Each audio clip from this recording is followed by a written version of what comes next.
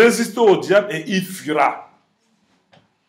Résister au diable, c'est quand tu te armes des fruits de l'esprit. Prenez Galates 5, je reviens sur ça. Pourquoi? Parce que Dieu ne fait que me parler de ce texte, je ne sais pas, pour que nous prenions conscience. Si nous voulons être des témoins efficaces du Christ, nous devons avoir les fruits de l'esprit en nous. Il est difficile pour nous d'avoir la victoire. Galates chapitre 5. Galates chapitre 5, verset 22. La Bible nous dit, le fruit de l'esprit c'est quoi? C'est l'amour, premièrement. L'amour. L'amour c'est quoi? L'amour est inconditionnel. On n'aime pas ceux qui nous aiment. Nous devons aimer tout le monde tel qu'ils sont. Et quelque part, la Bible dit que l'amour, nous devons prier pour ceux qui nous persécutent et qui nous maltraitent. Nous devons pratiquer l'amour, même pour ceux qui nous crucifient. Même ceux qui ne nous acceptent pas. Même ceux qui passent le temps à mal parler de nous, nous devons les aimer. Parce que Dieu les aime. Dieu dit, il aime le pécheur, mais il n'aime pas le péché. Donc, nous devons pratiquer quoi? L'amour, premièrement. Deuxièmement, c'est quoi? Deuxièmement, c'est quoi? La joie. Nous devons être joyeux en tout temps. Qui est joyeux en tout temps? Qui est joyeux en tout temps? Qui est joyeux? Non.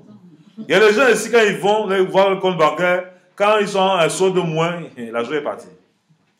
Alors, quand vous le voyez en route, non. J'ai crise économique. La crise, je n'ai rien dans mon foyer, j'ai dans mon compte bancaire. Ça mine comment à changer. Et si Dieu vous posait la question, vous êtes né avec l'argent, vous allez dire, qui est né avec l'argent? Qui est né avec l'argent dans sa poche? Mais quand vous êtes né, il y avait la joie ou il n'y avait pas de joie? Il y avait la joie quand vous êtes né? Oui. Est-ce que les gens avaient la joie? Oui. Mais alors, Dieu nous demande d'avoir la joie.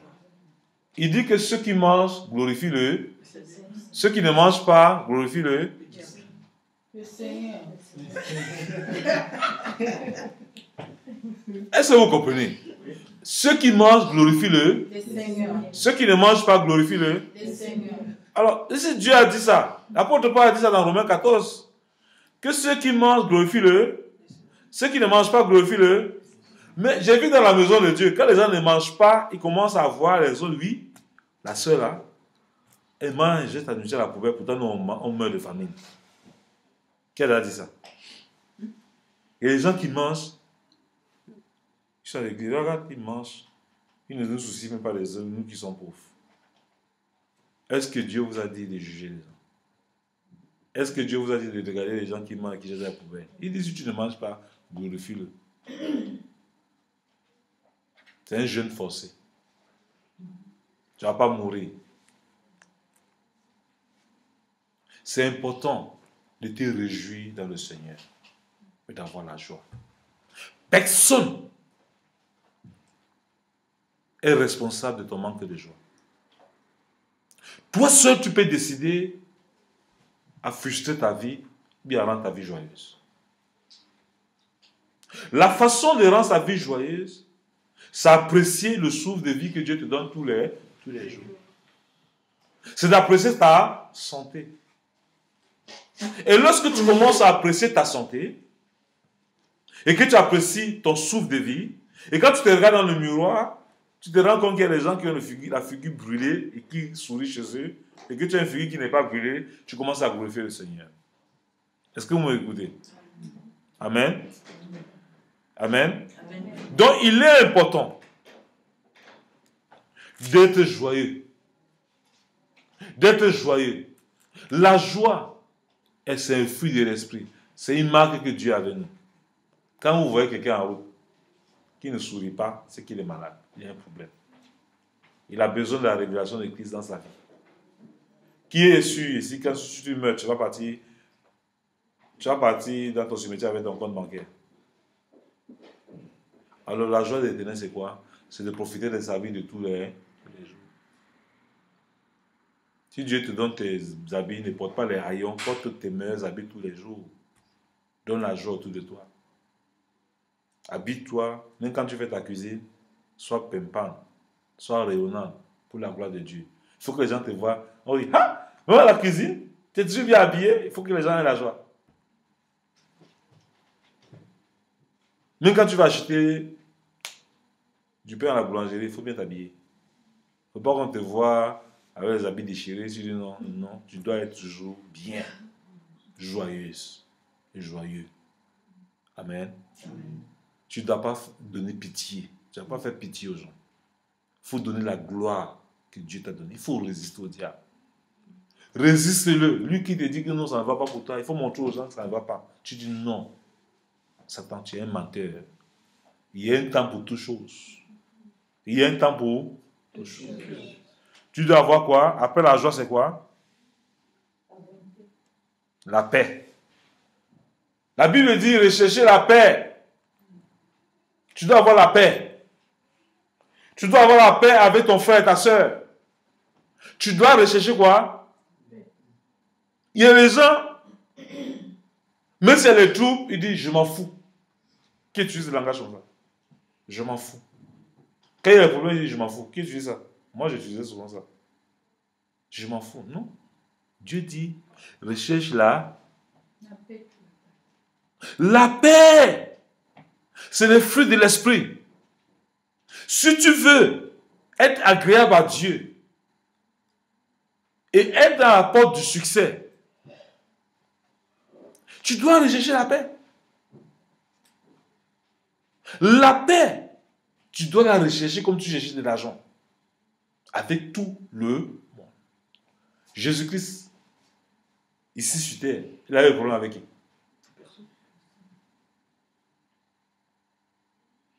Il avait la paix à tout le monde. Les gens avaient le problème. Jésus, on l'appelait quoi? Prince des démons.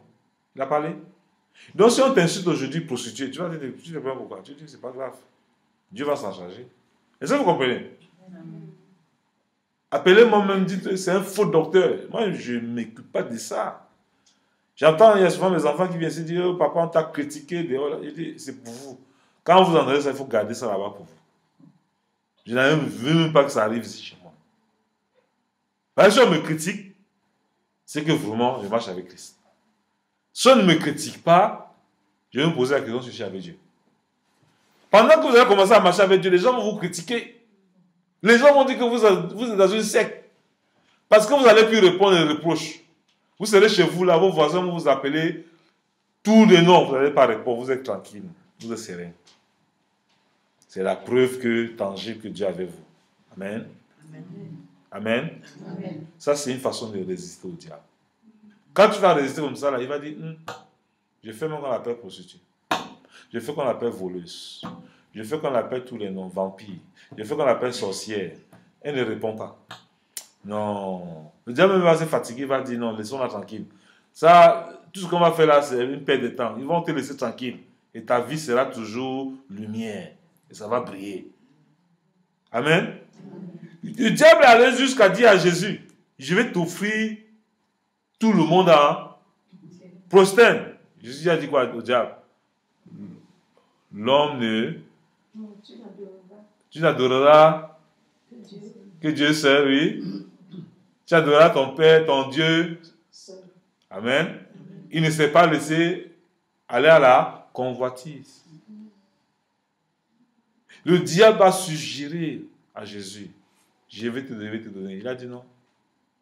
Tout ça, il n'y a pas besoin. Ce que tu me montres là, c'est le Créateur qui a donné ça. Ce n'est pas toi qui as créé ça. Ça m'appartient. Amen.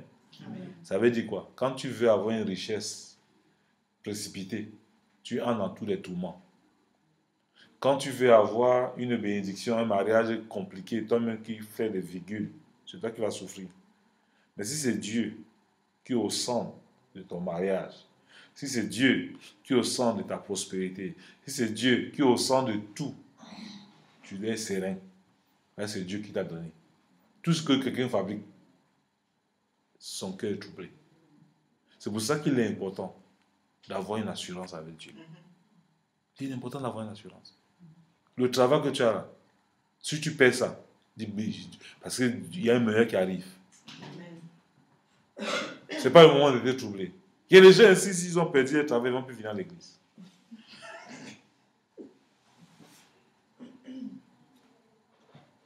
Il y a des gens, même quand tu vois, ils ont des problèmes dans les foyers, ils ne viennent même plus à l'église. Comme si c'est l'église qui a un problème. Tu as un problème avec le diable, il faut régler le problème. Il faut refuser ses armes. Dieu dit, ta joie dépend de l'Éternel. Si ta joie dépend de ton travail, Dieu va arracher le travail. Si ta joie dépend de ton compte bancaire, il va s'assurer que tu aies le problème avec ton compte bancaire. Si ta joie, c'est ton des enfants-là, il va t'éloigner de ces enfants-là. Jusqu'à ce qu'il va t'apprendre que c'est moi qui t'ai donné les enfants-là, je suis capable de prendre soin des enfants-là sans toi. Dieu nous amène à ce stade-là. De vivre sur une corde raide. Mais lorsque nous avons compris ça, on est heureux. Ça, c'est le fruit de l'esprit. Alors, il nous demande de rechercher la paix. Mais nous, on passe notre temps à faire la guerre. Oh, le diable est méchant.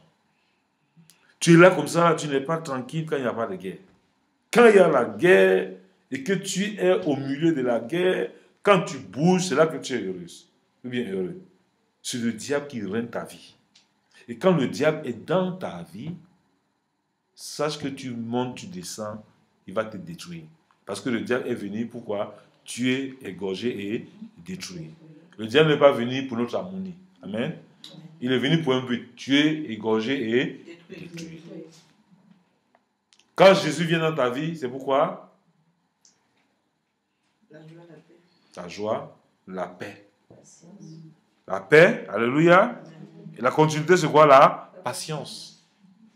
Ça veut dire que tu as prié pour un mariage, ça ne vient pas, il faut être patient. Tu as prié pour tes affaires, ça ne va pas, sois patient. Tu as prié pour les enfants, ça ne vient pas, sois patient. La patience, c'est le nom de Dieu. Tu es pressé, pourquoi? Tu vas où? Hein? Dieu te dit, je suis au contrôle. Je suis celui qui dit que je suis. Dieu, il est l'alpha, il est l'oméga. Il est le commencement et la fin. Lui qui a donné à Sarah un enfant à 90 ans, il est capable de faire pour toi aussi.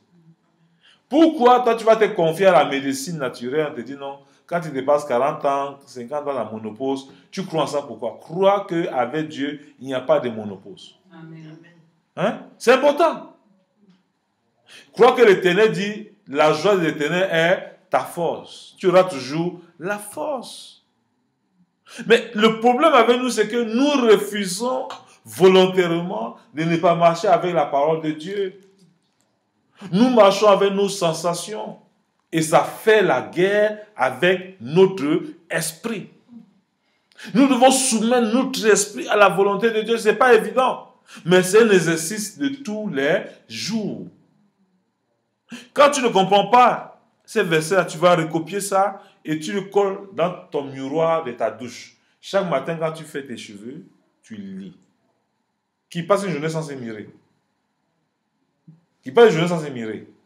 Donc, si tu te mis avec cette parole, tu n'as que du bonheur dans ta vie. Que du bonheur. Après la patience, c'est quoi? La bonté. Nous devons être bons. La bonté, c'est être généreux. La bonté, nous devons partager sans restriction. Nous devons partager la bonne nouvelle. Ma soeur, ne te fâche pas, hein? Reste tranquille. Jésus est fidèle. J'ai prié pour cette situation. Ça fait. J'ai prié pour mes enfants. Je ne savais pas où mettre mon cœur parce que je n'avais rien pour les donner. Mais quand je les ai appelés à un moment, ils m'ont dit, ah maman, reste tranquille. Dieu prend soin de nous. La paix vient dans mon cœur. J'ai eu la joie. Voilà les résultats que Dieu veut que nous ayons. Que nous nous confions notre combat. Que nous ne prenons pas un combat sur notre tête. Amen. Donc, il dit ici, ce sont les éléments que nous devons comprendre. La bénignité, la fidélité. Nous devons être fidèles. en notre Dieu. Parfois, nous sommes infidèles. C'est-à-dire, quand il a commencé à nous bénir maintenant, on vient à l'église, Dieu nous a bénis, il t'a peut-être donné 1000 euros, ta dîme, c'est 100 euros, il faut donner à l'église. Tu dis non, pourquoi? Pourquoi je peux donner mes 100 euros à l'église? Dieu me sait que j'ai beaucoup de dettes. Dieu ne t'oblige pas. Amen. Mais il te dit, apporte la dîme dans ma maison. Tu peux accepter volontairement de marcher dans la fidélité avec ta dîme ou ne pas marcher. Dieu ne t'oblige pas. Mais il t'enseigne que voilà comment il faut faire dans ma maison. C'est une façon de m'adorer. Le fait de venir à l'église tous les jours comme nous faisons ici, c'est pour t'éduquer. Nous avons marché longtemps avec nos propres idées. Mais maintenant, nous avons besoin de Dieu dans tous les domaines de notre vie. On a dit assez, c'est assez. Le diable a volé beaucoup nos bénédictions. Nous voulons être rentrés en possession de nos bénédictions. Rentrer en possession de nos bénédictions, c'est nous réconcilier avec notre Créateur. Et quand on se réconcilie avec notre Créateur, il va nous éduquer, il va nous donner quoi? L'éducation qu'il faut. C'est comme un enfant qui a eu le kwashiorkor. Quand un enfant a eu le kwashiorkor, ma fille infirmière, qu'est-ce qu'on fait à l'enfant? Quand un enfant a le kwashiorkor, qu'est-ce qu'on fait à l'enfant? On lui donne des protéines, on le bombarde des protéines. De quoi encore? Et pourquoi on le fait? C'est pour nourrir l'enfant, pour qu'on puisse récupérer les éléments qui sont perdus. Voilà. Quand nous venons à l'église tous les jours, c'est pour remplacer les éléments qui sont perdus ou pas? Il y a des valeurs spirituelles que nous avons perdues, comme je suis en train de vous expliquer. Amen. Les lipides là, les glucides là, c'est le fruit de l'esprit là. Amen. Il y a plein de, parmi vous, vous êtes remplis de kwashiorkor spirituel. Un petit vent, ça, vous tombez. Il y a des gens qui ont un petit problème. Oh, pasteur, je ne vis pas bien avec lui. Il y a trop de problèmes. C'est des gens qui sont remplis de berry. C'est pour ça que Dieu me dit, il faut que je vous injecte avec des lipides, avec des glucides. Hein? Voilà, des glucides spirituels, qui est le fruit de l'esprit. Et Amen. Vous devez avoir ces fruits de l'esprit dans votre vie. Après la fidélité, c'est quoi là? La douceur. Que votre douceur soit connue de tous. Soyez douce comme pasteur Suzanne. Quand vous parlez, parfois, elle te répond comme une bête. Oui, ça va. Oui. Vous voyez, elle est toujours douce là. Mais elle peut crier aussi. Mais elle dit non, Satan, je n'utilise plus tes armes. Moi, j'utilise les armes de mon Père. Et quand tu crois que quand tu utilises les armes du diable, quand tu as les armes du diable à toi, tu vas croire qu'elle est bête, elle est idiote. Non, parce qu'elle a compris que crier là, c'est un combat inutile. Elle doit parler d'une façon douce. Elle s'exerce à cela. Et quand tu commences à t'exercer à cela, ceux qui parlent ton langage peuvent te comprendre. Ceux qui ne parlent pas ton langage ne te comprennent pas. Et que personne ne vienne te changer. C'est important. Comme on met l'évangéliste de la maison. Amen. Quand elle est là comme ça, elle est toujours dans la joie. Elle sourit toujours. Quand elle sourit comme ça, quand tu la vois comme ça, tu es sûr que sur elle, elle a au moins 10 000 euros. Pourtant, parfois, elle est comme ça, elle peut me manquer même un cent. Mais tu ne vois pas ça sur son visage. Mais la joie de l'Éternel est son argent. Quand elle la voit, je suis content parce que c'est quelqu'un qui ne montre pas ses défis dehors. Mais quand dans ces conditions-là, vous croyez que Dieu ne va pas la visiter? Dieu dit si elle n'a rien, elle est heureuse. Tu veux lui donner, elle va continuer à être dans les mêmes conditions, elle sera toujours heureuse. Tu ne sauras pas quand elle a et quand elle n'en a pas. C'est pour ça que Dieu veut que nous soyons. Il dit quand tu manges, sois joyeux. Tu ne manges pas, sois joyeux. C'est comme ça elle marche. Elle est toujours joyeuse, c'est son secret. Il faut continuer à communiquer ça à ma fille. Communique ça aux autres au nom de Jésus. C'est le secret. Je n'ai jamais vu quelqu'un se plaindre ici.